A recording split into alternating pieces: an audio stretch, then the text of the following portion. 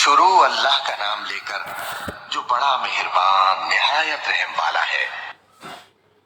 हरकल शाह रोम ने अबू सुफियान से कहा, मैंने तुमसे पूछा था कि इस रसूल के मानने वाले बढ़ रहे हैं या घट रहे हैं।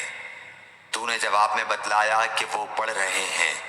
ठीक है, ईमान का यही हाल रहता है यहाँ तक कि वो पूरा हो जाए। और मैंने तुझसे पूछा था कि कोई उसके दीन में आकर फिर उसको बुरा जानकर फिर जाता है। तूने कहा नहीं। और ईमान का यही हाल है, जब उसकी खुशी दिल में समा जाती है तो फिर उसको कोई बुरा नहीं समझ सकता। सही बुखारी हदीस नंबर 51। हुजूर अकरम सल्लल्लाहु अलैहि वसल्लम फरमाते थे, हलाल खुला हुआ है और हराम भी खुला हुआ है, और इन दोनों के दरमियान बाज चीज़ें शुबे की हैं जिनको बहुत लोग नहीं जानते कि हलाल हैं या हराम। फिर जो कोई शुबे की चीज़ों से भी बच गया उसने अपने दीन और इज्जत को बचा लिया, और जो कोई इन शुबे की चीज़ों में पड़ गया उसकी मिसाल उस चरवाहे की है जो शाही महफूज चरागाह के आसपास अपने जानवरों को चराए। वो करीब है कि कभी उस चरागाह के अंदर घुस जाए और शाही मुजरिम करार पाए। सुन लो, हर बादशाह की एक चरागाह होती है। अल्लाह की चरागाह उसकी ज़मीन पर हराम चीज़ें हैं, बस इनसे बचो। और सुन लो, बदन में एक गोश्त का टुकड़ा है, जब वो दुरुस्त होगा सारा बदन दुरुस्त होगा, और जहां बिगड़ा सारा बदन बिगड़ गया। सुन लो, वो टुकड़ा आदमी का दिल है। सही बुखारी हदीस नंबर 52। अब्दुल कैस का वफ्द जब आ हजरत सल्लल्लाहु अलैहि वसल्लम के पास आया तो आपने पूछा कि ये कौन सी कौम के लोग हैं या ये वफ्द कहाँ का है। उन्होंने कहा कि रबिया ख़ानदान के लोग हैं। आप सल्लल्लाहु अलैहि वसल्लम ने फरमाया, मरहबा इस कौम को या इस वफ्द को ना जलील होने वाले ना शर्मिंदा होने वाले, यानी उनका आना बहुत खूब है। वो कहने लगे, ऐ अल्लाह के रसूल सल्लल्लाहु अलैहि वसल्लम, हम आपकी खिदमत में सिर्फ इन हुर्मत वाले महीनों में आ सकते हैं, क्योंकि हमारे और आपके दरमियान मुज़र के काफिरों का कबीला आबाद है।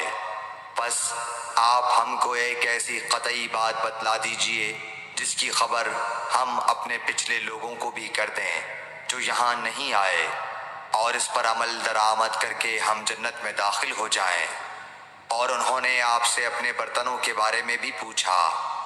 आप सल्लल्लाहु अलैहि वसल्लम ने उनको 4 बातों का हुक्म और 4 किस्म के बर्तनों को इस्तेमाल में लाने से मना फरमाया। उनको हुक्म दिया कि एक अकेले खुदा पर ईमान लाओ। फिर आप सल्लल्लाहु अलैहि वसल्लम ने पूछा कि जानते हो एक अकेले अल्लाह पर ईमान लाने का मतलब क्या है। उन्होंने कहा कि अल्लाह और उसके रसूल ही को मालूम है। आपने फरमाया कि इस बात की गवाही देना कि अल्लाह के सिवा कोई माबूद नहीं, और ये हज़रत मोहम्मद सल्लल्लाहु अलैहि वसल्लम उसके सच्चे रसूल हैं, और नमाज कायम करना और ज़कात अदा करना और रमज़ान के रोज़े रखना और माल गनीमत से जो मिले उसका 5वां हिस्सा मुसलमानों के बैतुल माल में दाखिल करना। और 4 बर्तनों के इस्तेमाल से आप सल्लल्लाहु अलैहि वसल्लम ने उनको मना फरमाया, सब्ज़ लाखी मर्तबान से और कद्दू के बनाए हुए बर्तन से, लकड़ी के खोदे हुए बर्तन से और रोगनी बर्तन से। और फरमाया कि इन बातों को हिफ्ज़ कर लो और उन लोगों को भी बतला देना जो तुमसे पीछे हैं और यहाँ नहीं आए हैं। सही बुखारी हदीस नंबर 53।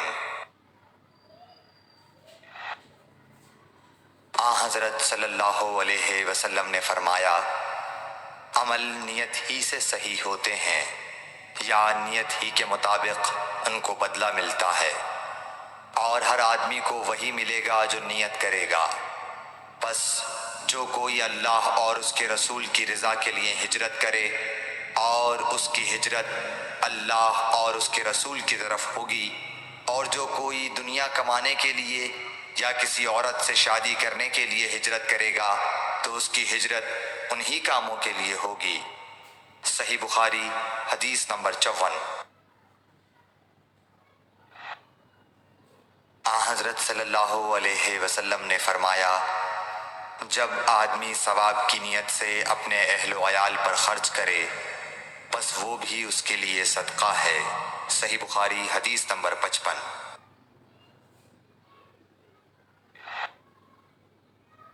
حضرت صلی اللہ علیہ وسلم نے فرمایا، بے شک تو جو کچھ خرچ کرے اور اس سے تیری نیت اللہ کی رضا حاصل کرنی ہو تو تجھ کو اس کا ثواب ملے گا، یہاں تک کہ اس پر بھی جو تو اپنی بیوی کے منہ میں ڈالے۔ صحیح بخاری حدیث نمبر 56۔ جریر بن عبداللہ رضی اللہ تعالی عنہ نے کہا کہ حضرت صلی اللہ علیہ وسلم سے میں نے نماز قائم کرنے اور زکوٰۃ ادا کرنے اور ہر مسلمان کی خیر خواہی کرنے پر بیعت کی۔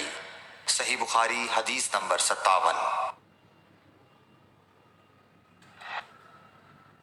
جس دن مغیرہ بن شعبہ حاکم کوفہ کا انتقال ہوا تو جریر بن عبداللہ رضی اللہ تعالی عنہ خطبے کے لیے کھڑے ہوئے اور اللہ کی تعریف اور خوبی بیان کی اور کہا، تم کو اکیلے اللہ کا ڈر رکھنا چاہیے، اس کا کوئی شریک نہیں، اور تحمل اور اطمینان سے رہنا چاہیے اس وقت تک کہ کوئی دوسرا حاکم تمہارے اوپر آئے، اور وہ ابھی آنے والا ہے۔ پھر فرمایا کہ اپنے مرنے والے حاکم کے لیے دعائے مغفرت کرو، کیونکہ وہ مغیرہ بھی معافی کو پسند کرتا تھا۔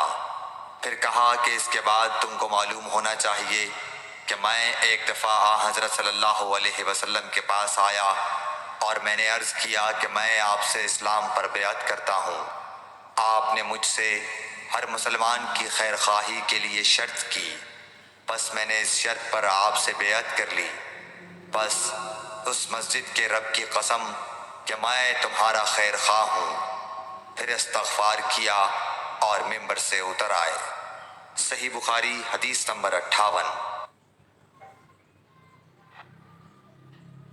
ایک بار حضرت صلی اللہ علیہ وسلم لوگوں میں بیٹھے ہوئے ان سے باتیں کر رہے تھے، اتنے میں ایک دیہاتی آپ کے پاس آیا اور پوچھنے لگا کہ قیامت کب آئے گی۔ آپ صلی اللہ علیہ وسلم اپنی گفتگو میں مصروف رہے۔ بعض لوگ جو مجلس میں تھے کہنے لگے، آپ صلی اللہ علیہ وسلم نے دیہاتی کی بات سنی لیکن پسند نہیں کی، اور بعض کہنے لگے کہ نہیں، بلکہ آپ نے اس کی بات سنی ہی نہیں۔ جب آپ اپنی باتیں پوری کر چکے تو میں سمجھتا ہوں کہ آپ صلی اللہ علیہ وسلم نے یوں فرمایا، وہ قیامت کے بارے میں پوچھنے والا کہاں گیا؟ اس دیہاتی نے کہا، حضور میں موجود ہوں۔ آپ نے فرمایا کہ جب امانت ایمانداری دنیا سے اٹھ جائے تو قیامت قائم ہونے کا انتظار کر۔ اس نے کہا، ایمانداری اٹھنے کا کیا مطلب ہے؟ آپ صلی اللہ علیہ وسلم نے فرمایا کہ جب حکومت کے کاروبار نالائق لوگوں کو سونپ دیے جائیں تو قیامت کا انتظار کر۔ صحیح بخاری حدیث نمبر 59۔ عبداللہ بن عمرو نے کہا کہ ایک سفر میں جو ہم نے کیا تھا، حضرت صلی اللہ علیہ وسلم ہم سے پیچھے رہ گئے، اور آپ صلی اللہ علیہ وسلم ہم سے اس وقت ملے جب عصر کی نماز کا وقت آن پہنچا تھا۔ ہم جلدی جلدی وضو کر رہے تھے، بس پاؤں کو خوب دھونے کے بدل ہم یوں ہی سا دھو رہے تھے۔ یہ حال دیکھ کر آپ صلی اللہ علیہ وسلم نے بلند آواز سے پکارا، دیکھو ایڑیوں کی خرابی دوزخ سے ہونے والی ہے۔ 2 یا 3 بار آپ صلی اللہ علیہ وسلم نے یوں ہی بلند آواز سے فرمایا۔ صحیح بخاری حدیث نمبر 60۔